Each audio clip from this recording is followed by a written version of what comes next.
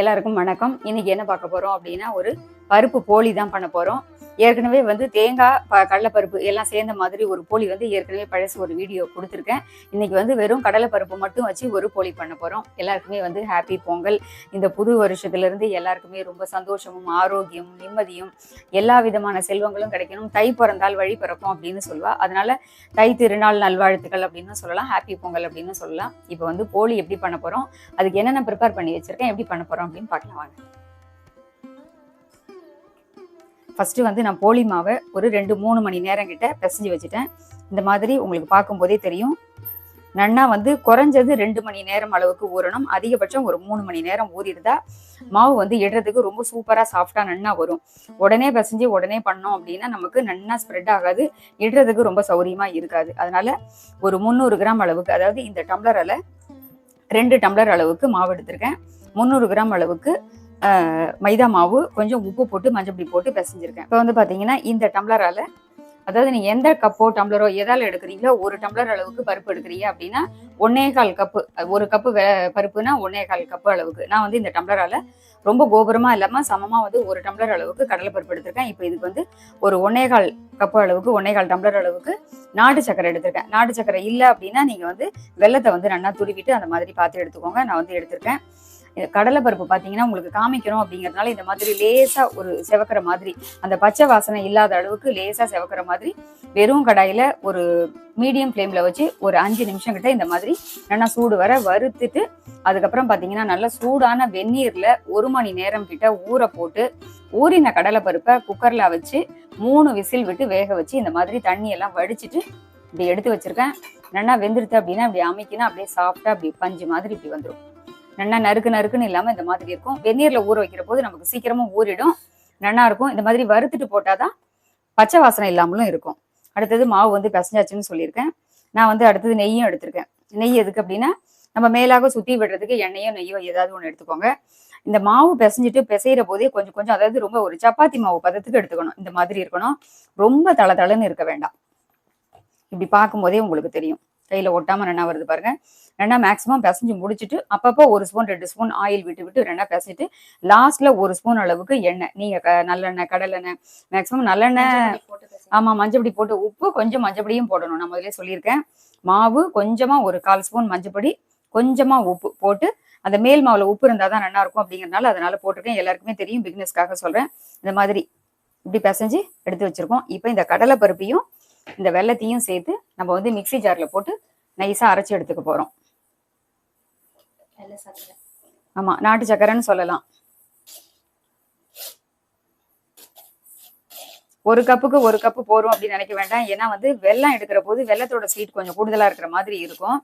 அப்புறம் மேல் மாவுக்கு நமக்கு தேவைப்படும் இல்லையா ஸ்வீட்டு, அதனால 1 அப்படின்னா 1/4 எடுத்துருக்கேன். அது மட்டும் இல்லாம நார்மலான சக்கரை பொங்கலுக்கு மற்ற ஸ்வீட்டுக்கெல்லாம் எடுக்கிற வெல்லத்துல இருக்கிற ஸ்வீட்டை விட இந்த நாட்டு சர்க்கரையில ஸ்வீட் பார்த்தீங்கன்னா கம்மியாக தான் இருக்கும். அது யூஸ் பண்ணின வழக்கு தெரியும். இப்போ இதை இதையும் சேர்த்து நம்ம அரைச்சிட்டு எப்படி பண்றது அப்படின்னு பார்க்கலாம். இதை ஃபர்ஸ்ட் மிக்சியில ஓட்டிங்கன்னா எந்த அளவுக்கு உங்களுக்கு நைஸா இருக்குன்னு பார்த்தீங்கன்னா தெரியும். தண்ணியே விடாம அப்படியே தான் நம்ம அரைச்சிக்கணும். இது அப்படியே பவுடரா நைஸா ஆகும். இது மேல நம்ம இந்த நாட்டு சர்க்கரையும் சேர்த்து திருப்பி எடுத்தோம் அப்படின்னா நல்லா ஃபைனா மசிஞ்சிடும். ஏன்னா இது வெல்லம் போட்டாலே உங்களுக்கு ஆட்டோமேட்டிக்கா ஸ்வீட் சேரும் போது தானாவே கொஞ்சம் லிக்விட் ஆகும்.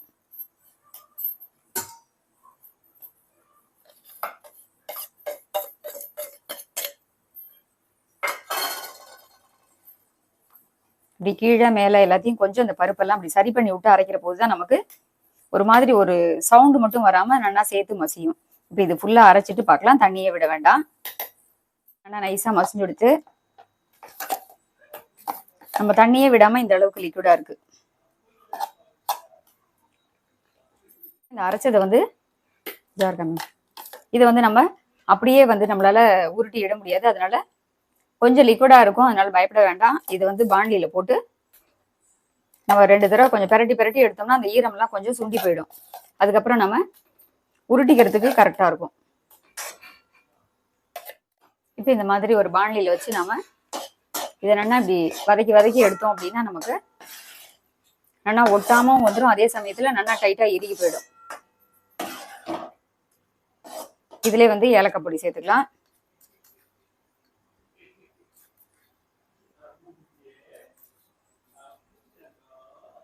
ஒரு 2 ஸ்பூன், சின்ன ஸ்பூனால ஒரு 2 ஸ்பூன் கிட்ட ஏலக்காய் பொடி போட்டிருக்கேன்.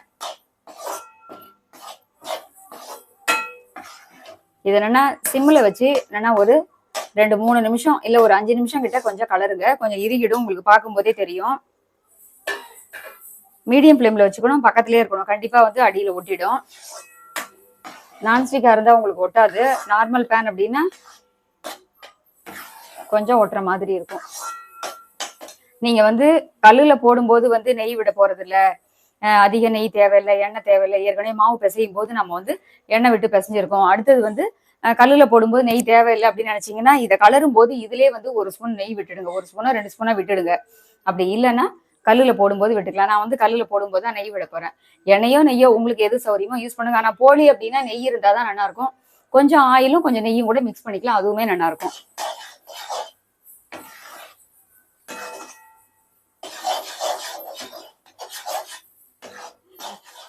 இப்ப இந்த அளவுக்கு உங்களுக்கு ஒட்டாம எல்லாமே நல்லா திரண்டு வருது பாத்தீங்களா? இந்த மாதிரி இருக்கு. இப்ப இதை வந்து ஸ்டவ் ஆஃப் பண்ணிடலாம். இதை நல்லா ஆறினதுக்கு அப்புறம் நம்ம வந்து உருட்டிட்டு பார்க்கலாம். ஆமா, இப்ப சூடா இருக்கும்போது நம்மளால உருட்ட முடியாது. இதை எடுத்து ஒரு கப்ல வந்து மாத்திடலாம். கொஞ்சம் ஃபேன்ல வச்சு ஆற வச்சிட்டோம் அப்படின்னா அப்படியே வந்து குட்டி குட்டியா உருட்டுறதுக்கு ரொம்ப சௌரியமா இருக்கும். இதை வேற பாத்திரத்துக்கு மாத்திடலாம். ஆறிடுச்சுன்னா உங்களுக்கு இந்த மாதிரி எடுக்கிறதுக்கு நல்லா உருட்டுறதுக்கு வந்துடும். சூடா இருக்கிற போது நமக்கு ஸ்வீட் வந்து இலகலா தான் இருக்கும். இந்த அளவுக்கு இப்படி உருட்டி வச்சுக்கலாம். இந்த மேல் மாவை விட கொஞ்சம் சின்னதான சைஸா எடுத்துக்கலாம். மேல் மாவுமே நான் இந்த மாதிரி எண்ணெய் தடவி தானே நம்ம வந்து ஒரு மாவு பிசைஞ்சு வச்சிருக்கோம், அதனால இந்த மாதிரி எடுத்து சின்ன சின்னதா வந்து உருட்டி இதையுமே ரெடியா எடுத்து வச்சுக்கலாம். இதை விட இந்த ஸ்வீட் வந்து கொஞ்சம் சின்னதா இருக்கட்டும், அப்பதான் வந்து நமக்கு இடும்போது வெளியில வராம கரெக்டான அளவுக்கா இருக்கும். உங்களுக்கு பார்க்கும்போதே இது ஒரு சின்ன லெமன் சைஸ் அப்படின்னா அதை விடவும் கொஞ்சம் அந்த மாதிரி இதை எடுத்துக்கலாம். இப்போ இது வந்து சப்பாத்தி கல்லுல போட்டு தான் நம்ம வந்து இட போறோம். சப்பாத்தி கல்லு தான் இட போறோம். மீடியம் ஃப்ளேம்ல வச்சு கல்லு வந்து தோசை கல்ல வச்சாச்சு, சூடாகிட்டு இருக்கு. இதுக்கு வந்து பாத்தீங்கன்னா தொட்டு இடுறதுக்கு மைதா மாவுக்கு மைதா மாவே எடுத்துக்காதீங்க, இல்ல கோதுமை மாவு வேற எந்த மாவு எடுத்தாலுமே வந்து செட் ஆகாது. நெய் வந்து இந்த மாதிரி உருக்கி வச்சுக்கோங்க. கொஞ்சம் எண்ணெயும் நெய்யும் மிக்ஸ் பண்ணி கூட, ஃபுல் நெய் வேண்டாம் அப்படிங்கிறவா கொஞ்சம் நார்மல் ஆயில், இல்ல சில பேர் வந்து கடலை நெய்ல தான் அந்த காலத்துல பண்ணுவா. உங்களுக்கு அந்த மாதிரி என்ன எண்ணெய் விரும்புறீங்களோ அதுவும் கொஞ்சம் நெய்யும் கூட சேர்த்து மிக்ஸ் பண்ணிக்கலாம். அரிசி மாவு தொட்டு இட்டா மட்டும்தான் நல்லா வந்து இடுறதுக்கு வரும். உங்களுக்கு மைதா மாவுக்கு மைதா மாவே தொட்டு இல்ல கோதுமை மாவு தொட்டு இட்டீங்கன்னா ஒரு மாதிரி ஈஷினுடும், இடுறதுக்கு வராது, ஒன்னோட ஒண்ணு ஒட்டினுடும்.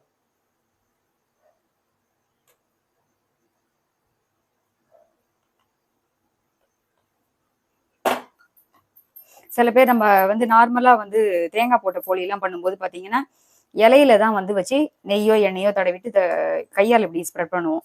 அந்த மாதிரி நீங்க பண்றதா இருந்தாலும் பண்ணிக்கலாம். அதுக்கு வந்து அரிசி மாவே தேவையில்லை, கையால் அப்படி பண்ணிக்கலாம். இந்த மாதிரி இடணும் அப்படிங்கிற போது மட்டும் நம்ம அரிசி மாவு தொட்டுக்கலாம்.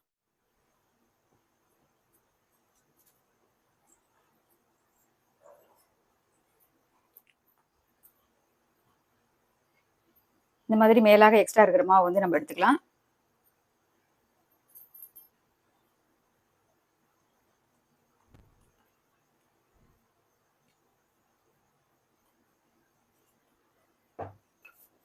பொறுமையா வந்து எல்லா பக்கமும் ரொம்ப அழுத்தி பிரஸ் கொடுக்காம லேசா வந்து இந்த மாதிரி பண்ணி மெலிசா இட்டுக்கலாம்.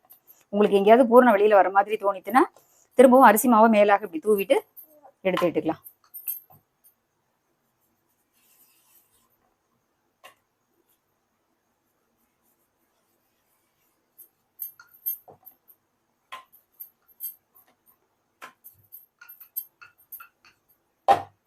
இப்போ வந்து சூப்பரா இட்டாச்சு. இப்போ இதை கல்ல போட்டுக்கலாம்.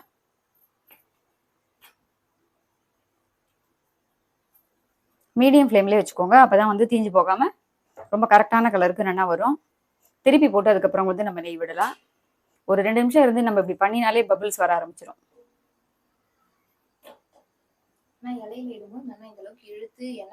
ஆமா, கையால நம்ம போன வருஷம் வீடியோ நான் உங்களுக்கு வந்து தேங்காய் போட்டு கடலை பருப்பு போட்டு ஒரு போலி பண்ணி காமிச்சிருக்கேன். அது வந்து இலையில பண்ணும்போது கையால் அப்படியே இழுத்து தட்டிக்க வேண்டியதுதான்.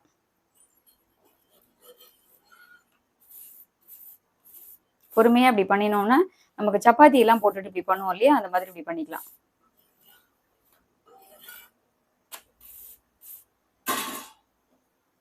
இப்ப சுத்தி வந்து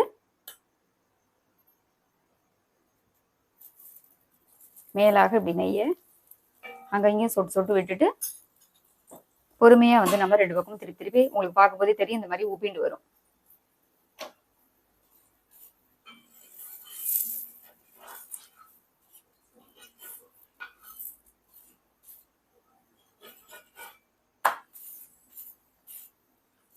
நல்ல கோல்டன் ப்ரௌன் வர்ற மாதிரி பண்ணிக்கலாம். ஆட்டோமேட்டிக்காவே இப்படி உப்பிண்டு வரும் பாருங்க. ஃப்ளேமை வந்து குறைச்சிக்கலாம்.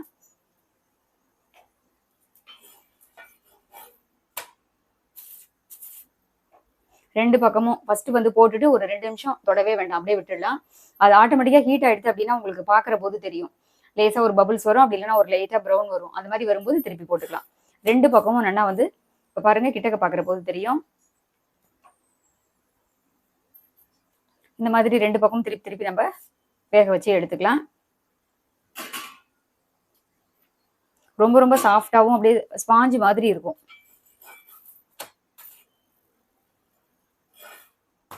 இப்போ இது வந்து நல்லா வெந்தெடுத்து ரொம்ப ரொம்ப சாஃப்டா இருக்கு. இப்போ இதை எடுத்துட்டோம். இதே மாதிரி நம்ம வந்து எல்லாத்தையுமே வந்து ஃப்ளேமை வந்து குறைச்சி வச்சுட்டு அடுத்தடுத்து இதே மாதிரி எல்லாத்தையும் பண்ணிட்டு நம்ம பார்க்கலாம். எல்லா போலியுமே சூப்பரா வந்து பண்ணி முடிச்சாச்சு. ரொம்ப ரொம்ப சாஃப்டா மெத்து மெத்துன்னு பஞ்சு மாதிரி இருக்கு. ரொம்ப கரெக்டான அளவுக்கு ஸ்வீட் போட்டிருக்கோம். எல்லாமே வந்து 1க்கு 1.25 அந்த அளவுக்கு ஸ்வீட் எடுத்துக்கேன். இதே மெத்தட்ல வந்து நீங்களும் வந்து ட்ரை பண்ணி பாருங்க. மறுபடியும் வேறொரு வீடியோல சந்திக்கிறேன்.